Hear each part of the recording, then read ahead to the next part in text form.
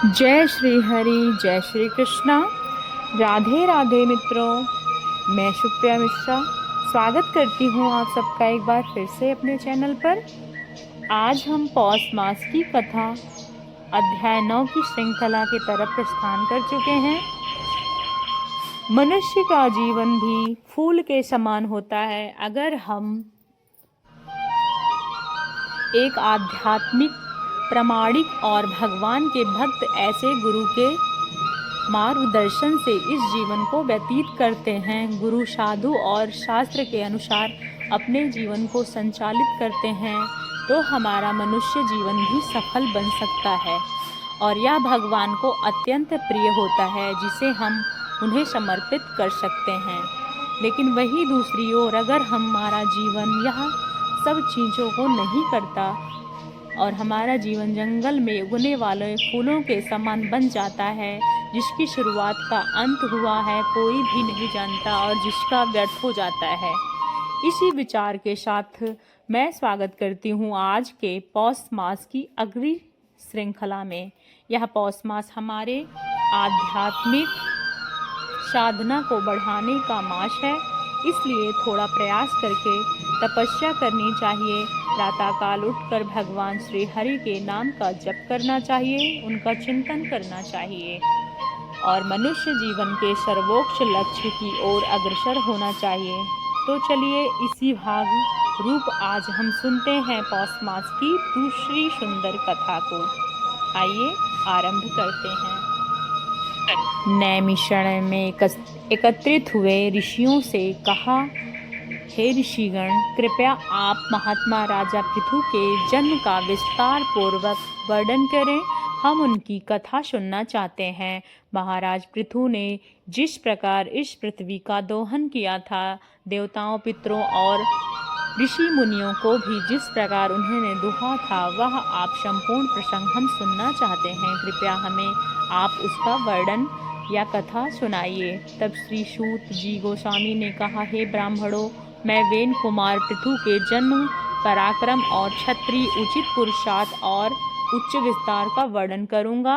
इस विषय में महान लीला जो रहस्यपूर्ण बातें बताई है, मैं भी आपको वर्णन क्या सुनाऊंगा। जो भी मनुष्य वेद और इस पृथ्वी की कथा का विस्तार पूर्वक कहता है, उसके 7 जन्मों का पाप नष्ट हो जाता है, क्योंकि राजा पृथ्वी का जन्म वृतांत संपूर्ण चरित्र मनुष्य के संपूर्ण पापों का नाश करने वाला है और अंततः पवित्र है।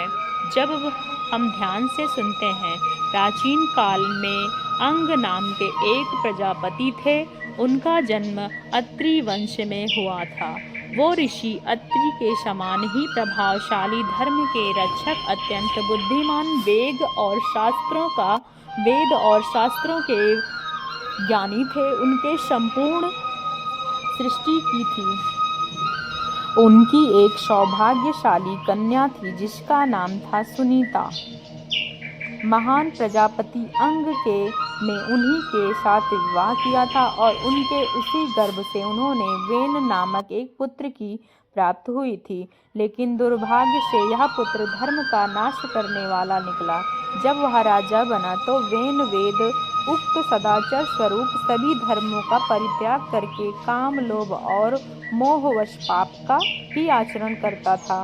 मंद और मात्सर्य मोहित होकर वह संपूर्ण समय पाप के रास्ते पर चलता रहता। उसी समय संपूर्ण ब्राह्मणों के गण वेद अध्ययन, यज्ञ का नामो निशान भी नहीं रहा।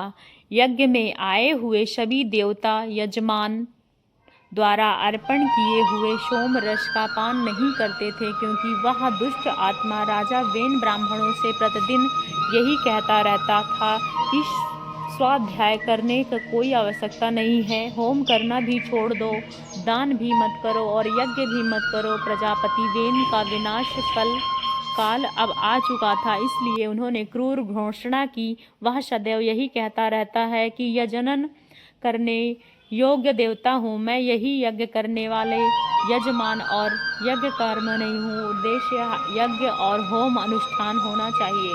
मैं स्वयं सनातन हूँ, मैं ब्रह्मा हूँ, मैं रुद्र हूँ, मैं ही इंद्र हूँ, मैं सूर्य वायु हूँ, और इस प्रकार को खुद ही दूसरे सिवा कोई नहीं है मेरे अलावा। यह राजा वेन इस प्रकार बोलते थे तो महान शक्तिशाली ऋषि मुनियों का अत्यंत क्रोध हो जाता था।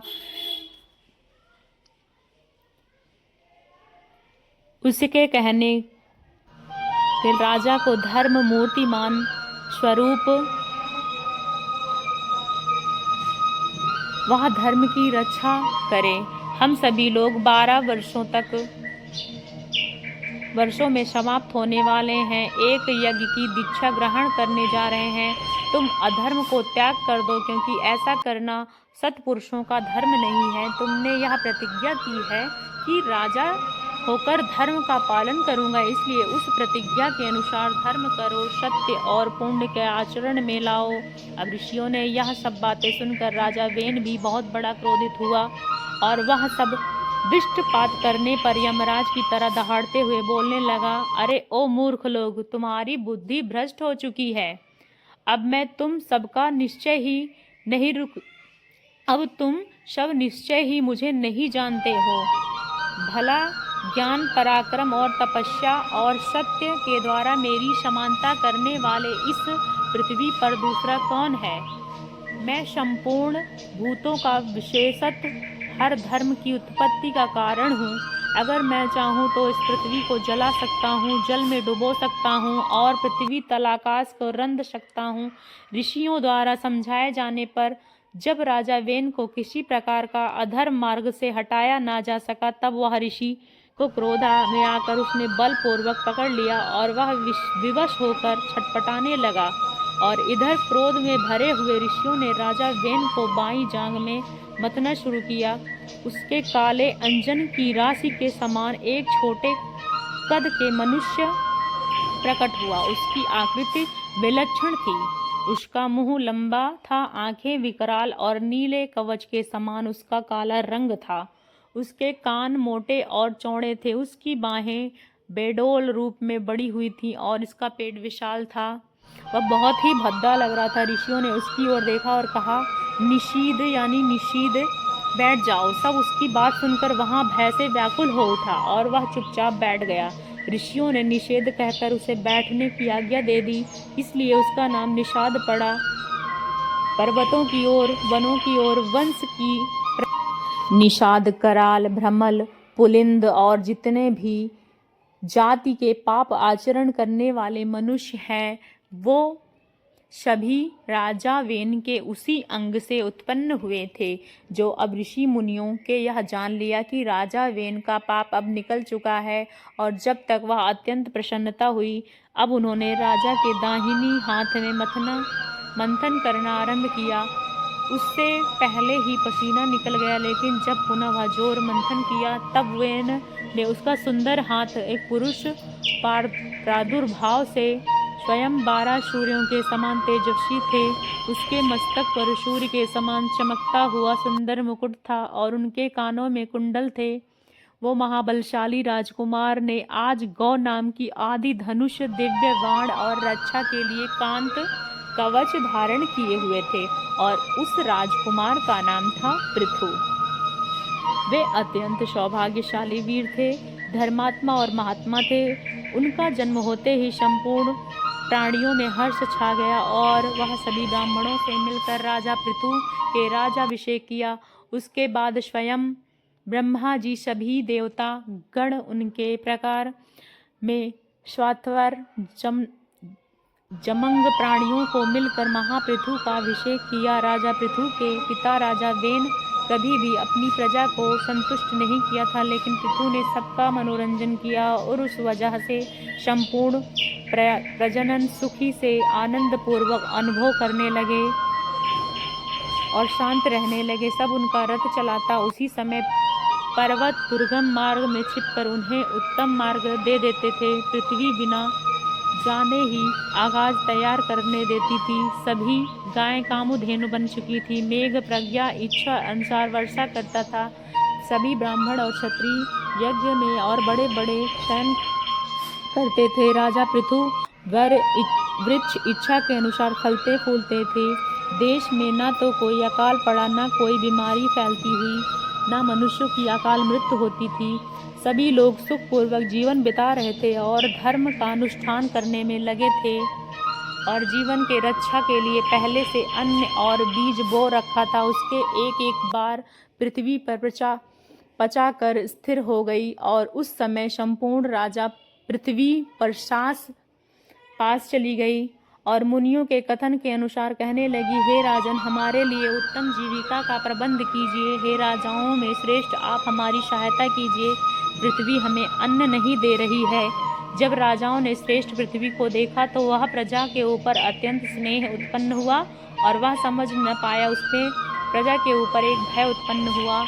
जब देखा कि महर्षियों ने बात मानकर महाराज पृथ्वी ने अपना धनुष बाण हाथ में लिया और क्रोध में आकर बड़े वेग से पृथ्वी के ऊपर आक्रमण किया। पृथ्वी गाय के स्वरूप धारण करके तीव्र गति में स्वर्ग की ओर भागने लगी और फिर क्रमशः वह ब्रह्मा जी भगवान विष्णु का रौद्र रूप देवताओं के शरण में गई, लेकिन वहाँ अपनी सुरक्षा का स्थान नहीं मिल पाया।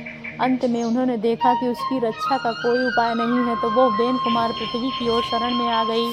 बाणों के आघात से व्याकुल होकर उन्होंने पास खड़ी हो गई। उन्हें नमस्कार करके विनम्रता पूर्वक उनसे कहने लगी। उस समय पृथ्वी ने राजा पृथ्वी से कहा कि उसके प्रतिचर और राजा कैसा व्यवहार किया। यह सब हम जानेंगे पौष मास की अगली श्रृंखला में। तो आप लोग चैनल पर बने रहें। जो भी नए चैनल को सब्सक्राइब नहीं किए हैं वह प्लीज़ सब्सक्राइब करें और आने वाले सारे नोटिफिकेशन आपको मिलते रहेंगे। और यह प्रसंग आपको सुनना अच्छा लगा तो कमेंट में जय श्री राधे अवश्य लिखें। अगली श्रृंखला में आपसे पुनः मिलेंगे अगली श्रृंखला के साथ। जब तक के लिए जय श्री कृष्णा, राधे राधे। त्रुटि के लिए क्षमा याचना।